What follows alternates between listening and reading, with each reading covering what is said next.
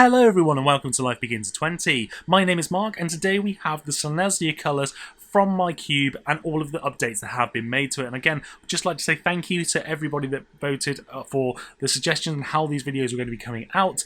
They're going to be individual episodes and there'll be a link in the description below for you so you can have a watch whichever ones you want to at the time. Plus, if you want to watch all of them in one go, there will be in a playlist as well. So without any further ado, let's get stuck in.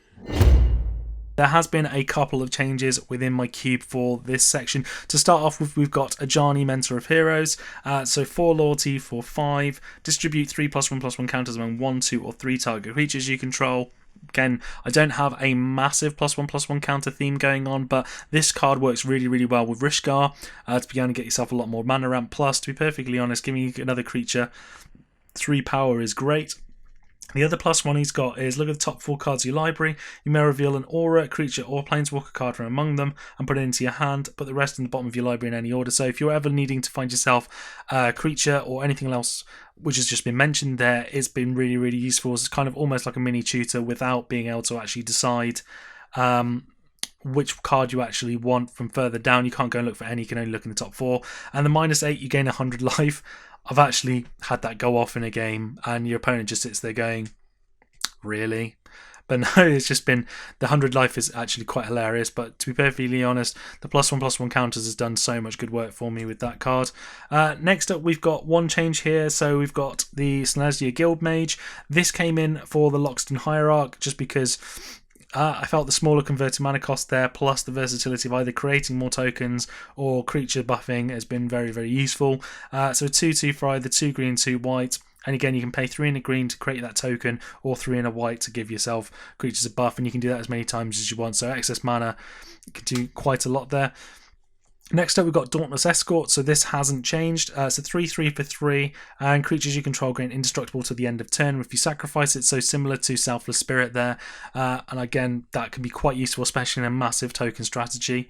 Next up, we've got Selvala, Explorer Returns. This one came in for Sidar Kondo of Jamura, just because I felt that Sidar Kondo wasn't really doing enough work for me. Plus, as soon as he came on the board, he was getting removed straight away, especially in a tokens theme. So this card here, I just felt would do quite a bit more for me in the sense that it's a 2/4. So you've got Parlay here, so you can tap it. So each player reveals the top card of his or her library. For each non-land card revealed this way, add green to your mana pool, and then you get 1 life. Then each player draws a card. So again, you've got a little bit of extra mana ramp going on there and a bit of card draw on top. Yes, it's going to help, the opponent draw an extra card as well, but you're going to be able to get a little bit more out of it. Next up, we've got Juniper Order Ranger. So for 3, a green and a white, got a 2/4 human knight creature here. Whenever another creature enters the battlefield under your control, put a +1/+1 counter on that creature and 1 on this. Again, when the amount of token strategies going on, this can get absolutely massive. Yes, there are ways to be giving it trample like Rancor or other abilities as well, but this can get out of control. The +1/+1 counter theme, again, like I said a little bit a minute ago, isn't as strong as it used to be. I've done that intentionally because it probably was a little bit too strong in the previous form of my cube. I just liked it a bit too much, and I think that there was far too many colours supporting it, and there wasn't enough support for anything else. So limiting it down a little bit extra more here, but it still does a very good job by itself. Next up, we've got Sigarda Heron's Grace, and this again is a foil. We're struggling to actually see that. So for 3, a green and a white, a 4/5 flyer, you and humans you control have hexproof, so that can be very useful for against burn spells or anything along those lines. Plus, this is going to be perfect for that white weenie strategy as a top ender, or even just having a mass set of creature tokens there. Giving them all hexproof can be really useful. You can then pay 2 to exile a card from your graveyard and then put another token on top. So you're not going to have any issues later on in the game if you don't have any ways of reanimating things, just to get rid of a few cards and putting more and more creature tokens out. Definitely something extra to do there. Next up, we've got Sistani Summoner. This is probably a little bit expensive for the cube still, but flickering this has happened a few times, and that actually makes it quite entertaining. So for 5, a green and a white, you got yourself a 1/1. When it enters the battlefield, put a 2/2 creature token out, a night creature with vigilance, a 3/3 creature token centaur, and a 4/4 rhino with trample. And again, like I said, flickering this can be very amusing. And last up, we've got Armadillo Cloak here. So for 1, a white and a green, you've got yourself an enchanting creature for giving +2/+2 and trample. Whenever enchanted creature deals damage, you gain that much life. So this can prove to be a significant amount of damage and life gain swing over the course of the game, and that's why it's still in my cube. It's been very useful.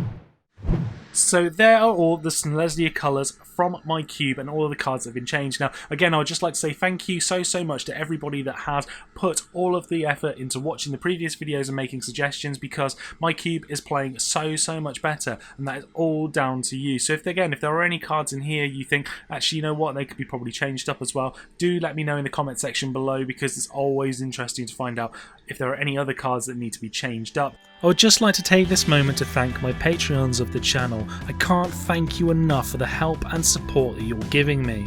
If you'd like to do the same, head over to patreon.com/lifebegins@20, and there'll be a link in the description below for that as well, where there are plenty of rewards to choose from.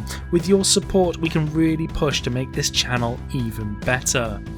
Be sure to check out our sponsor, 5colorcombo.com, for a great range of Magic the Gathering accessories with stunning artwork, plus a great app to draft and create decks on the fly. Use the referral code LifeBegins20 for 5% off. If you enjoyed the video, hit that like button, and if you haven't already, hit that subscribe button for new videos every Tuesday and Friday. With your support, we can really help this channel to grow. Thank you all for watching, and I'll see you in the next video.